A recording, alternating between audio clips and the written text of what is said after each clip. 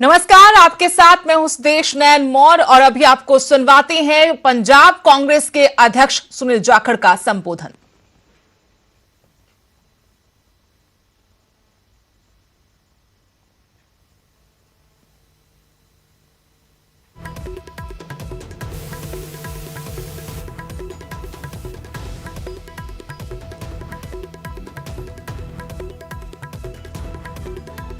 तो सुनील जाखड़ इस वक्त मीडिया से रूबरू होकर किसान आंदोलन पर अपनी बात रख रहे हैं। किसान अपना आंदोलन तेज करने की चेतावनी सरकार को पहले ही दे चुके हैं। किसानों की तरफ से एक बार फिर कहा गया कि जब तक तीनों कानून रद्द नहीं होंगे उनकी मांगें पूरी नहीं होंगी। बड़ी खबर का रुख करेंगे। कैथल में किसानों ने जबरदस्त हंगामा किया। राज्य मंत्री कमलेश ढांडा के आवास का किसानों ने घेराव करने की कोशिश की। पुलिस और किसानों के बीच इस दौरान झड़प हुई। किसानों ने पुलिस का बैरिकेड तोड़ दिया। ट्रैक्टर के जरिए बैरिकेड को किसानों ने वहां से हटा दिया और राज्य मंत्री कमलेश ढांडा के आवास का घेराव करने के लिए किसान यहां पर जुटे थे। आपको तस्वीरें हम दिखा रहे हैं जब किसान ट्रैक्टर लेकर राज्य मंत्री के आवास की तरफ बढ़े, कैसे ट्रैक्टर की मदद से वहां लगे बैरिकेड को तोड़ दिया गया और इस बीच किसानों और वहां ड्यूटी पर तैनात पुलिसकर्मियों के बीच में झड़प हुई। आपको एक्सक्लूसिव तस्वीरें हम टी स्क्रीन पर दिखा रहे हैं। किस तरह से राज्य मंत्री कमलेश ढांडा के आवास का घेराव करने जा रहे किसानों ने ट्रैक्टर के जरिए वहां लगाए गए बैरिकेड को तोड़ दिया और आगे बढ़ने की कोशिश की। वहां मौजूद पुलिसकर्मियों के साथ उनकी झड़प भी हुई। आपको तस्वीरें दिखा रहे हैं जब ट्रैक्टर के जरिए वहां लगे बैरिकेड को तोड़कर किसान आगे बढ़ गए। पुलिस और किसानों के बीच में झड़प भी हुई है। किसान तीनों कृषि कानून रद्द करने की मांग कर रहे हैं और अब किसान बीजेपी नेताओं का विरोध कर रहे हैं, उनके घरों का घेराव कर रहे हैं। इसी कड़ी में कैथल में किसानों ने राज्य मंत्री कमलेश ढांडा के आवास का घेराव करने की कोशिश की और तस्वीरें आपको दिखा रहे हैं किस तरीके से युवा किसान हाथों में झंडे लेकर नारेबाजी करते हुए ट्रैक्टर पर बैठकर बैरिकेडिंग तोड़ते हुए आगे बढ़ गए। इस खबर पर और जानकारी के साथ कैथल से मेरे सहयोगी वीरेंद्रपुरी जुड़ गए हैं फोन लाइन से। वीरेंद्र, तस्वीरें हम अपने दर्शकों को लगातार दिखा रहे हैं कि कैसे किसान ट्रैक्टर के जरिए बैरिकेड तोड़कर आगे बढ़ गए। राज्य मंत्री कमलेश ढांडा के आवास का घेराव करने की कोशिश की गई, क्या और जानकारी, क्या अपडेट? देखिए सुदेश, किसानों के द्वारा ट्रैक्टर के द्वारा जो बैरिकेड तोड़ने की ये नई बात नहीं है, क्योंकि पिछले 1-1.5 महीने से जो किसान आंदोलन चल रहा है तो किसानों ने सभी बैरिकेड्स को ट्रैक्टर के द्वारा तोड़ते हुए ही दिल्ली पहुंचे। तो आज जैसा कि किसानों का जो प्रोग्राम था, लीलाराम विधायक और राज्य मंत्री कमलेश ढांडा के जो निवास है उनको घेरने का प्रोग्राम था, तो पहले लीलाराम के निवास पर पहुंचे। लीलाराम के निवास पर पहुंचकर वहां पर शांतिपूर्वक धरना दिया। उसके बाद कुछ देर बैठने के बाद राज्य मंत्री कमलेश ढांडा के निवास की तरफ किसान जो है वो बढ़ गए। राज्य मंत्री कमलेश ढांडा के निवास की पिछले कुछ दिनों से जो राज्य मंत्री कमलेश ढांडा का निवास है वो विवादों में रहा है, क्योंकि इससे पहले भी जो आंगनवाड़ी वर्कर्स वहां गई थी तो वहां भी पुलिस और आंगनवाड़ी वर्कर्स के साथ जोर जबरदस्ती हुई थी। लेकिन अब आज भी जब किसान शांतिपूर्वक राज्य मंत्री कमलेश ढांडा के निवास की तरफ जा रहे थे तो पुलिस ने बीच में बैरिकेड्स अड़ा दिए और जोर जबरदस्ती पुलिस और किसानों के बीच हुई। लेकिन उसके बाद जब पुलिस की तरफ से नहीं कोई वो आया तो उसके बाद किसानों ने ट्रैक्टर के द्वारा बैरिकेड्स को तोड़ दिया और राज्य मंत्री कमलेश ढांडा के निवास के आगे पहुंच गए। जी, लेकिन फिलहाल स्थिति कैसी है वीरेंद्र, क्या किसान वापस लौट गए हैं? सुरेश, जैसा कि किसानों का जो कार्यक्रम था आज का वो कुछ यानी 3-4 बजे के आसपास तक प्रोग्राम था कि जो विधायक है, जो राज्य मंत्री है, उनके निवास के आगे धरना देना है। उसी के अनुसार जो किसान है शांतिपूर्वक धरने के लिए चल रहे थे। पहले लीलाराम विधायक जो है उनके निवास स्थान पर धरना दिया गया, लगभग 1 घंटे के आसपास वहां बैठे। उसके बाद जब पुलिस ने रोकने की कोशिश की तो किसानों ने बाद जो राज्य मंत्री कमलेश ढांडा है उनके निवास स्थान के आगे पहुंचे और वहां कुछ देर धरना दिया और उसके बाद है वो अपने अपने गंतव्य पर चले गए। जी, शुक्रिया वीरेंद्र जानकारी के लिए। तो कैथल में किसानों ने जबरदस्त हंगामा किया। राज्य मंत्री कमलेश ढांडा के आवास का घेराव करने की कोशिश की तो पुलिस ने बैरिकेडिंग कर उन्हें रोकने की कोशिश की। इसके जवाब में किसान ट्रैक्टर के साथ बैरिकेडिंग तोड़ते हुए आगे बढ़ गए। हालांकि पुलिस और किसानों के बीच में झड़प भी हुई। ट्रैक्टर से कैसे बैरिकेड को हटाया गया और कैसे किसान आगे बढ़े, उसकी तस्वीरें आपको टीवी स्क्रीन पर दिखा रहे हैं।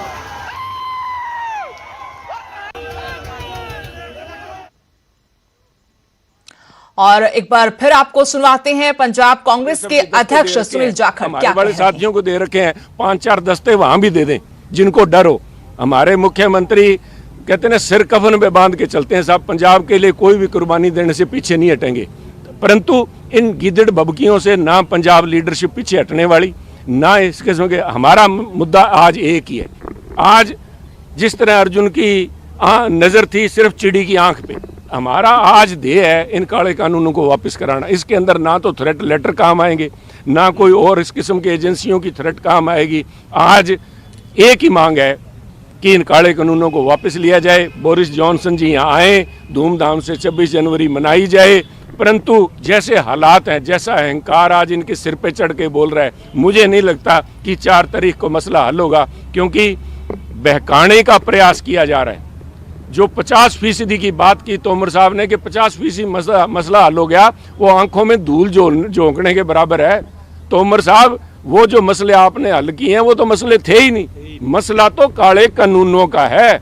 ये कालख जो आपने मली है किसान के माथे के ऊपर, वो साहब उतार के रहेंगे किसान। हो सकता है इसके लिए हमें कुर्बानियां भी देनी पड़े। अब तक तो गिनती मेरे ख्याल मोदी साहब ने आज तक कभी पता लिया कि कितने किसान वहाँ पे शहादत दे चुके हैं, कोई एक्सीडेंट्स के अंदर, कोई ठंड से जिन्होंने, उनका पता लेते मोदी साहब। किस बात का गणतंत्र दिवस के ऊपर बोरिस जॉनसन को इनवाइट कर रहे हैं। आज अगर कोई इनवाइट करने वाला था तो मैं समझता हूँ वो 87 साल की माता जो पंजाब से आगे बॉर्डर के ऊपर बैठी है, जिसने अपना जवान चीन की बॉर्डर पे शहीद करवाया और अपने आज पोते को लेके यहाँ पे सिंघू बॉर्डर पे बैठी है किसानों के साथ। मैं समझता हूँ उसको चीफ गेस्ट बनाना चाहिए और उसके पांव छूने चाहिए मोदी साहब को, कि उस माता के पांव छू के उनको आज वहां पे बिठाएं जिनके बेटे वहां पे लड़ाई लड़ रहे हैं। साहब, इन गोरों के साथ तो हमने यहाँ से इनको भगाया है। इनको अगर चीफ गेस्ट बुलाना चाहते हो, आपकी डिप्लोमेटिक कूटनीतिक मजबूरियां होंगी, परंतु मैं समझता हूँ इन डिप्लोमेट्स की भी राजनीतिक मजबूरियां बन जाएंगी जब ये आवाज जो अमृतसर से और सिंघू बॉर्डर से उठ रही है, साउथ हॉल में उठी तो साहब बोरिस जॉनसन जी को पसीने छूट जाएंगे सर्दी के अंदर यहाँ आने से पहले। मेरा ये मानना है।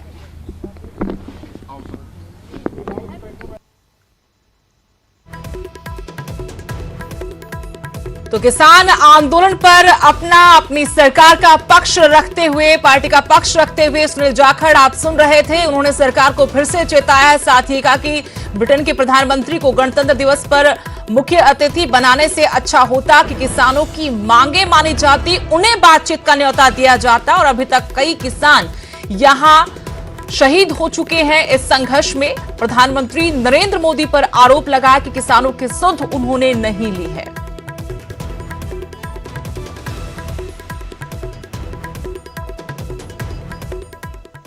अगली बड़ी खबर का रुख करेंगे। केंद्र सरकार को किसानों ने चेतावनी दी है। कहा कि कानून रद्द नहीं हुए तो आंदोलन तेज किया जाएगा। 6 जनवरी को केएमपी पर ट्रैक्टर मार्च का भी ऐलान किया गया है। 4 जनवरी की बैठक से पहले किसानों की सरकार के लिए ये चेतावनी। 26 जनवरी को भी ट्रैक्टर मार्च होगा। एमएसपी पर टाल मटोल सरकार कर रही है, ये भी किसान संगठन के नेताओं की तरफ से आरोप लगाया गया। केंद्र सरकार को सीधे सीधे शब्दों में किसानों ने फिर चेतावनी दी है। कहा कि कानून रद्द नहीं हुए तो आंदोलन तेज होगा। 6 जनवरी को केएमपी पर ट्रैक्टर मार्च का भी किसानों ने ऐलान कर दिया है।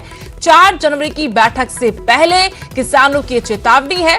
कहा कि 26 जनवरी को भी ट्रैक्टर मार्च निकालेंगे। सरकार पर बड़ा आरोप कि एमएसपी पर सरकार टाल मटोल कर रही है।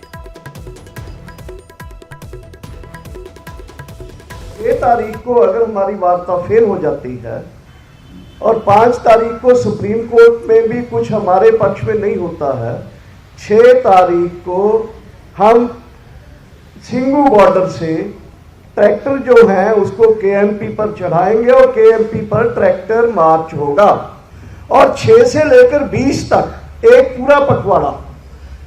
पूरा पखवाड़ा देश में हम कॉल दे रहे हैं कि उस कॉल के अनुसार पूरे देश में किसानों के इस आंदोलन के पक्ष में बीजेपी सरकार के ऊपर दबाव डालने के लिए बड़ी बड़ी रैलियां, बड़े बड़े प्रोटेस्ट प्रोग्राम और पक्के धरने, जो भी तरह के लोग वहां के अलग अलग प्रांतों के करेंगे। हमने फैसला किया है कि 23 जनवरी को पूरे देश में हमने कॉल दिया है लोगों को कि बड़े बड़े प्रोग्राम करके गवर्नर हाउसेज जो हैं, गवर्नर हाउसेज की तरफ मार्च करो। 26 जनवरी इस बार का जो गणतंत्र दिवस है, पूरे देश में किसान अपनी अगुवाई के तले उस गणतंत्र दिवस को अपने ट्रैक्टर और व्हीकल परेड करके उसको मनाएंगे। 6 तारीख को अगर हमारी एक और बड़ी खबर, कांग्रेस सांसद रवनीत बिट्टू के खिलाफ एफआईआर दर्ज हुई है। लाशों के ढेर वाले बयान पर दिल्ली में उनके खिलाफ ये मुकदमा दर्ज हुआ है। नवीन कुमार नाम के शख्स ने उनके खिलाफ ये एफआईआर दर्ज कराई है। मैं एफआईआर किसी भी धमकी से डरने वाला नहीं हूं, ये भी उनका बयान। इस पर बीजेपी मेरे बयान को गलत ढंग से पेश कर रही है। कृषि कानून के खिलाफ दिल्ली में बिट्टू धरने पर बैठे हैं और किसान आंदोलन को लेकर उनका ये बयान था। इस विवादित बयान पर ही उनके खिलाफ एफआईआर दर्ज करवाई गई है। कांग्रेस सांसद है रवनीत बिट्टू, जो किसानों के संघर्ष में उनका साथ देने के लिए लगातार धरना प्रदर्शन कर रहे हैं। और सीधे रुख करेंगे मेरे सहयोगी नपिंदर बरार का, जिनके साथ कांग्रेस सांसद रवनीत बिट्टू जुड़े हुए हैं। इसी मामले पर उनसे बातचीत करेंगे। नपिंदर, बिल्कुल देश रवनीत बिट्टू होਰਾਂ ਦੇ ਖਿਲਾਫ ਪਰਚਾ ਦਰਜ ਕੀਤਾ ਗਿਆ ਔਰ ਉਸ ਪਰਚਾ ਦਰਜ ਹੋਣ ਤੋਂ ਬਾਅਦ ਰਵਨੀਤ ਬਿੱਟੂ ਹੋਰਾਂ ਨੇ ਸਾਫ਼ ਕੀਤਾ ਹੈ ਕਿ ਮੈਂ ਮੇਰੇ ਬਿਆਨ ਨੂੰ ਜਿਸ ਤਰ੍ਹਾਂ ਦੇ ਨਾਲ ਪੇਸ਼ ਕੀਤਾ ਗਿਆ, ਜਿਸ ਤਰ੍ਹਾਂ ਅਗਰ ਉਹਨਾਂ ਦੇ ਖਿਲਾਫ ਕੇਸ ਵੀ ਦਰਜ ਹੋਇਆ ਤਾਂ ਉਹਨਾਂ ਨੇ ਸਾਫ਼ ਕੀਤਾ ਹੈ ਕਿ ਮੈਂ ਅਜਿਹੀ ਕਿਸੇ ਵੀ ਐਫਆਈਆਰ ਤੋਂ ਘਬਰਾਉਣ ਵਾਲਾ ਨਹੀਂ।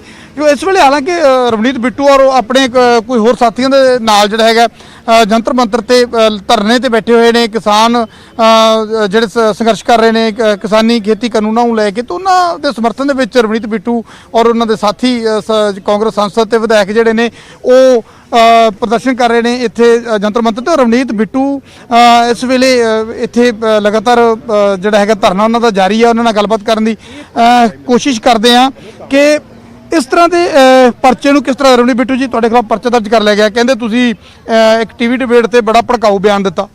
ਦੇਖੋ, ਪਹਿਲਾਂ ਤਾਂ ਤੁਸੀਂ ਪਰਮਾਤਮਾ ਦੀ ਕਿਰਪਾ ਹੋਈ ਹੈ, ਤੁਸੀਂ ਪਰਿਵਾਰ ਵਧਿਆ ਅੱਗੇ। ਤੇ ਮੈਂ ਤੁਹਾਨੂੰ ਦੱਸਦਾ ਵੀ ਐਸੇ ਜਗ੍ਹਾ ਤੇ ਆ ਲੱਕੀ ਜੀ ਹੋਰ ਸਾਰੇ ਅਸੀਂ ਪਰਿਵਾਰਾਂ ਸਮੇਤ ਵਾਹਿਗੁਰੂ ਵਾਹਿਗੁਰੂ ਦਾ ਸਤਨਾਮ ਦਾ ਜਾਪ ਕਰ ਰਹੇ ਹਾਂ। ਐਸੇ ਜਗ੍ਹਾ ਤੇ ਆ 10 ਮੀਟਰ ਇੱਥੋਂ ਪਾਰਲੀਮੈਂਟ ਸਟਰੀਟ ਥਾਣਾ 10 ਮੀਟਰ ਅਸੀਂ ਇੱਥੇ ਜਾਪ ਕਰ ਰਹੇ ਹਾਂ। ਤੇ ਇਹ 31 ਤਰੀਕ ਨੂੰ ਐਨ ਉਸ ਵੇਲੇ ਸਾਡੇ ਤੇ ਜਿਹੜਾ 504 506 ਦੀ ਧਾਰਾ ਲਾ ਰਹੇ ਆ। ਹੁਣ ਮੈਂ ਸੱਚਾਈ ਦੱਸਦਾ, ਗੋਦੀ ਮੀਡੀਆ ਦਾ ਕੀ ਹਾਲ ਆ। ਮੈਂ ਕਹਿ ਰਿਹਾ ਵੀ ਅਸੀਂ, ਪਰ ਮੈਂ ਸਫਾਈ ਦੇਣ ਦੀ ਮੈਂ ਲੋੜ ਨਹੀਂ ਸਮਝਦਾ ਇਹਨਾਂ ਨੂੰ, ਬੀਜੇਪੀ ਵਾਲਿਆਂ ਨੂੰ, ਪਰ ਆਪਣੇ ਲੋਕਾਂ ਨੂੰ, ਤੁਹਾਡੇ ਰਾਹੀਂ ਦਰਸ਼ਕਾਂ ਨੂੰ, ਪੰਜਾਬੀਆਂ ਨੂੰ ਮੈਂ ਕਹਿ ਰਿਹਾ ਵੀ ਅਸੀਂ ਅੱਗੇ ਵੀ ਭਾਈ ਆਜ਼ਾਦੀ ਵੇਲੇ ਵੀ ਲਾਸ਼ਾਂ ਦੇ ਢੇਰ ਅਸੀਂ ਲਾਏ, ਆਪਣੀਆਂ ਕੁਰਬਾਨੀਆਂ ਦਿੱਤੀਆਂ, ਟੈਰਰਿਜ਼ਮ ਵੇਲੇ ਵੀ ਦਿੱਤੀਆਂ। ਜੇ ਤੁਹਾਨੂੰ ਜਿੰਨੀਆਂ ਵੀ ਸਾਡੀਆਂ ਕੁਰਬਾਨੀਆਂ ਲਾਸ਼ਾਂ ਚਾਹੀਦੀਆਂ, ਅਸੀਂ ਆਪਣਾ ਢੇਰ ਲਾ ਦਿੰਦੇ ਹਾਂ।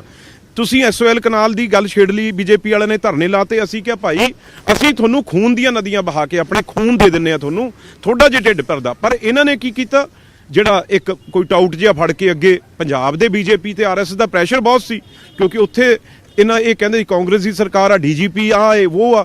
ਇੱਥੇ ਅਮਿਤ ਸ਼ਾਹ ਜੀ ਦੀ ਹੋਮ ਮਿਨਿਸਟਰੀ ਆ, ਇਹਨਾਂ ਦੇ ਥਾਣੇ ਆ। ਉਹ ਇੱਕ ਟਾਊਟ ਜਿਹਾ ਭੇਜਿਆ ਬੰਦਾ, ਉਹ ਤੋਂ ਉਸੇ ਵਕਤ ਜਦੋਂ ਇੱਥੇ ਜਾਪ ਕਰ ਰਹੇ ਆ ਕਿਸਾਨਾਂ ਲਈ, ਉਹ ਐਫਆਈਆਰ ਦਰਜ ਵੀ ਬਿੱਟੂ ਕਹਿ ਰਿਹਾ ਬਈ ਅਸੀਂ ਬੀਜੇਪੀ ਵਾਲਿਆਂ ਦੇ ਲਾਸ਼ਾਂ ਦੇ ਢੇਰ ਵਿਛਾ ਦਾਂਗੇ, ਅਸੀਂ ਬੀਜੇਪੀ ਵਾਲਿਆਂ ਦੇ ਖੂਨ ਦੀਆਂ ਨਦੀਆਂ ਬਹਾ ਦਾਂਗੇ। ਮੈਨੂੰ ਦੱਸੋ, ਇੱਕ ਸ਼ਹੀਦ ਪਰਿਵਾਰ ਦਾ ਪੋਤਾ ਹੋਣ ਨਾਤੇ ਅਸੀਂ ਇਹ ਗੱਲ ਸੁਪਨੇ 'ਚ ਵੀ ਕੋਈ ਸੋਚ ਸਕਦਾ? ਆਹ ਝੁੱਗੀ 'ਚ ਬੈਠੇ ਆ ਇੱਥੇ, ਕਿਹੜੀਆਂ ਸਾਡੇ ਕੋਲ ਬੰਬ ਪਏ ਆ ਕਿਸ ਤਾਲੀਆਂ? ਇਹ ਤਾਂ ਉਹੀ ਗੱਲ ਹੋਈ ਨਾ, ਕਿਉਂਕਿ ਇਹ ਇੰਨਾ ਡਰ ਗਏ। ਇਹਨਾਂ ਨੂੰ ਕਿਸਾਨ ਵੀ ਅੱਛਾ ਨਹੀਂ ਲੱਗਦਾ, ਕਿਸਾਨ ਵੀ ਅਰਬਨ ਮੋਇਸਟ ਲੱਗਦਾ। ਉਹੀ ਗੱਲਾਂ ਜਿਹੜੀਆਂ 6 ਮਹੀਨੇ ਅੱਜ ਕਿਸਾਨ ਕਿਉਂ ਇੰਨੇ ਉਗਰ ਹੋਏ ਨੇ, ਕਿਉਂਕਿ ਇਹ 6 ਮਹੀਨੇ ਮਦਨ ਮੋਹਨ ਮਿੱਤਲ ਜੀ ਲਾ ਲਓ, ਇਹਨਾਂ ਦੇ ਲੀਡਰ ਅੰਮ੍ਰਿਤਸਰ ਵਾਲੇ ਚੁੱਗ ਸਾਹਿਬ ਲਾ ਲਓ, ਅਸ਼ਵਨੀ ਜੀ ਲਾ ਲਓ, ਇਹਨਾਂ ਨੇ ਇਸ ਤਰੀਕੇ ਦੀਆਂ ਸਟੇਟਮੈਂਟਾਂ ਦਿੱਤੀਆਂ, ਉਹਦੇ ਨਾਲ ਅੱਗ ਲੱਗੀ। ਦੂਜੇ ਮੈਂ ਨਪਿੰਦਰ ਇਹ ਗੱਲ ਦੱਸਣਾ ਚਾਹੁੰਦਾ ਤੁਹਾਡੇ ਚੈਨਲ ਤੇ, ਅਸਲੀ ਗੱਲ ਕਿੱਥੋਂ ਛਿੜੀ। ਮੈਂ ਜਦੋਂ ਅਸ਼ਵਨੀ ਜੀ ਦੀ ਗੱਡੀ ਤੇ ਹਮਲਾ ਹੋਇਆ ਹੁਸ਼ਿਆਰਪੁਰ ਟੋਲ ਤੇ, ਤੁਹਾਨੂੰ ਯਾਦ ਆ, ਕੀ ਹੋਇਆ ਨਾ ਜਾਣੇ ਕੀ ਨਹੀਂ ਹੋਇਆ, ਪਰ ਇਹਨਾਂ ਨੇ ਜਾ ਕੇ ਕੰਪਲੇਂਟ ਤੁਸੀਂ ਉਹਦਾ ਇੱਕ ਬਿਆਨ ਦਿੱਤਾ ਸੀਗਾ ਕਿ ਮੈਂ ਜ਼ਿੰਮੇਵਾਰੀ ਲੈਣਾ, ਹਮਲਾ ਮੈਂ ਕਰਾਇਆ। ਮੈਨੂੰ ਇਹ ਸੀ ਵੀ ਇਹ ਬੱਚਿਆਂ ਦੇ ਜੇ ਨੌਜਵਾਨਾਂ ਦੇ ਜਿਹੜੇ ਵੀਡੀਓ ਚ ਆ ਰਹੇ ਸੀ ਪਰਚੇ ਦਰਜ ਇਹਨਾਂ ਦੇ ਨਾਂ ਤੇ ਹੋ ਗਏ, ਹੋਰ ਅੱਗ ਲੱਗੂ ਪੰਜਾਬ 'ਚ ਤੇ ਦੁਬਾਰਾ ਉਹ ਬੱਚਿਆਂ ਦੀ ਜ਼ਿੰਦਗੀਆਂ ਖਰਾਬ ਹੋਣਗੀਆਂ। ਉਹ ਤਾਂ ਇੱਕ ਕਿਸਾਨਾਂ ਦੇ ਉਹ 'ਚ ਮਤਲਬ ਜਦੋਂ ਆਪਣੀ ਜ਼ਮੀਨ ਸਾਡੀ ਮਾਂ ਖੋਈ ਜਾਵੇ ਉਹਦੇ ਪ੍ਰਵਾਹ 'ਚ ਉਹ ਕਰ ਰਹੇ ਸੀ, ਤੇ ਮੈਂ ਇਹ ਕਹਤਾ ਵੀ ਉਹਨਾਂ ਤੇ ਪਰਚੇ ਨਾ ਕਰਿਓ ਭਾਈ, ਮੈਂ ਇਹਦੀ ਜ਼ਿੰਮੇਵਾਰੀ ਲੈਣਾ, ਮੈਂ ਕਰਵਾਇਆ ਉਦਣ ਦਾ ਮੇਰੇ ਤੋਂ ਬਦਲਾ ਲੈਣ ਦੀ ਗੱਲ। ਦੂਜਾ ਹੁਣ ਤੁਹਾਡੇ ਚੈਨਲ ਤੇ ਗਰੇਵਾਲ ਸਾਹਿਬ ਡਿਬੇਟ ਤੇ ਆ ਗਏ, ਮੈਂ ਤਾਂ ਜ਼ਬਰਦਸਤੀ ਤਾਂ ਬੁਲਾਇਆ ਨਹੀਂ, ਹੁਣ ਉਹ ਡਿਬੇਟ ਤੇ ਆ ਗਏ, ਉਹਨਾਂ ਨੂੰ ਕੋਈ ਗੱਲ ਨਹੀਂ ਆਈ ਕਹਿਣੀ ਤੇ ਇਹ 'ਚ ਮੇਰਾ ਕਸੂਰ ਆ, ਪਰ ਅਸੀਂ ਸੱਚ ਬੋਲ ਰਹੇ। ਉਹ ਸਾਰੀਆਂ ਗੱਲਾਂ ਇਕੱਠੀਆਂ ਹੋ ਕੇ ਮੇਰੇ ਤੋਂ ਬਦਲਾ ਲੈਣ ਲਈ ਵੀ ਇਹਨੂੰ ਕਿਵੇਂ ਥੱਲੇ ਲਾਈਏ, ਤੇ ਜਿਹੜਾ ਕਿਸਾਨਾਂ ਨੂੰ ਵੀ ਇੱਕ ਮੈਸੇਜ ਦਈਏ ਵੀ ਆ ਜਿਹੜਾ ਤੁਹਾਡਾ MP ਉਹਨੂੰ ਵੀ ਅਸੀਂ ਪਹਿਲਾਂ ਰਗੜ ਕੇ ਦਿਖਾਉਨੇ ਆ, ਬਾਕੀ ਗੱਲ ਬਾਅਦ ਚ ਕਰਾਂਗੇ। 4 ਤਰੀਕ ਤੋਂ ਪਹਿਲਾਂ ਇਹਨਾਂ ਨੇ ਇੱਕ ਪ੍ਰੈਸ਼ਰ ਉੱਥੇ ਵੀ ਕੀ ਕਹਿ ਰਹੇ, ਇੱਕ ਵੀਡੀਓ ਲੀਕ ਹੋਈ ਆ, ਵਾਇਰਲ ਹੋਈ ਆ, ਪਿਊਸ਼ ਗੋਇਲ ਟਕੈਤ ਸਾਹਿਬ ਨੂੰ ਕਹਿ ਰਹੇ ਆ ਤੇ ਹੋਰ ਆਪਣੇ ਕਿਸਾਨ ਲੀਡਰ ਖੜੇ ਆ, ਉਹ ਵੀਡੀਓ 'ਚ ਕਹਿ ਰਿਹਾ ਵੀ ਤੁਸੀਂ ਮੂੰਹ ਨਾ ਖਲਵਾ ਮੇਰਾ, ਮੈਂ ਜਾਣਦਾ ਤੁਹਾਡੀ 40 ਜਿਹੜੀਆਂ ਜਥੇਬੰਦੀਆਂ, ਮੈਂ ਜੇ ਗੱਲਾਂ ਤੁਹਾਡੀਆਂ ਖੋਲ ਦਵਾਂ ਤੁਹਾਡਾ ਬਣੂਗਾ ਕੀ, ਜ਼ਿਆਦਾ ਨਾ ਬੋਲ। ਇਹ ਵੀਡੀਓ ਤੇ ਆ ਨਾਲ ਦੀ ਨਾਲ ਇਹ ਹੁਣ ਨਵੀਂ ਪਲੈਨਿੰਗ ਇਹਨਾਂ ਦੀ ਇਹ ਬਣਾਈ ਆ, ਫਿਰ ਅਸੀਂ ਵੀ ਪਰ ਟਿਕਣ ਵਾਲੇ ਨਹੀਂ, ਹੁਣ ਆ ਬੈਠੇ ਆ थोड़े राही मैं कह रहे हैं चैनल राही। जी जी नपिंदर, शुक्रिया तमाम जानकारी के लिए। तो ये थे कांग्रेस सांसद रवनीत बिट्टू, जिन्होंने कहा कि उनके खिलाफ जो FIR करवाई गई है दबाव के नजरिए से काम किया जा रहा, पंजाब में उनके खिलाफ कार्रवाई नहीं हो सकती थी, ऐसे में दिल्ली में उनके खिलाफ मुकदमा दर्ज करवाया गया, क्योंकि यहां दिल्ली पुलिस गृह मंत्रालय के अधीन आती है और वो दबेंगे नहीं, रुकेंगे नहीं, किसानों के संघर्ष में उनके साथ खड़ी है।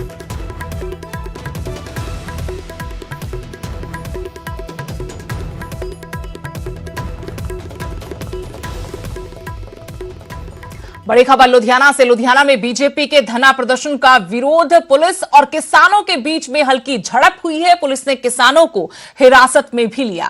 रवनीत बिट्टू के खिलाफ बीजेपी ने मोर्चा खोल दिया है।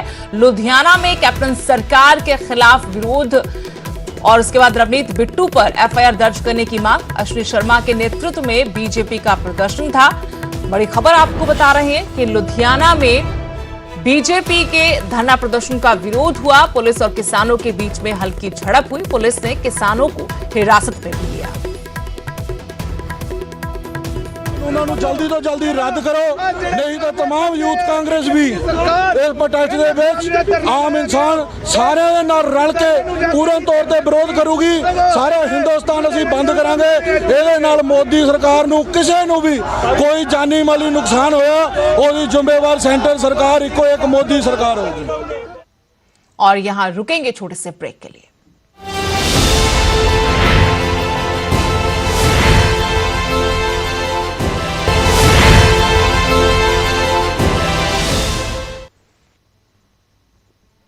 ब्रेक के बाद आपका स्वागत है। बड़ी खबर आपको बता दें, देश भर में कोरोना वैक्सीन का ड्राई रन हुआ। पंजाब के पटियाला में भी ड्राई रन किया गया, पंचकुला और शिमला में भी ड्राई रन हुआ। चंडीगढ़ में PGI से 3 जगहों पर ड्राई रन किया गया। देश भर के 116 जिलों में वैक्सीन का ड्राई रन हुआ। 116 जिलों में 259 वैक्सीन सेंटर बनाए गए हैं, जहां पर ये ड्राई रन किया गया। भारत सरकार इस कोशिश में कि जल्द से जल्द लोगों तक वैक्सीन पहुंच सके, इसी के तहत आज ये ड्राई रन किया गया।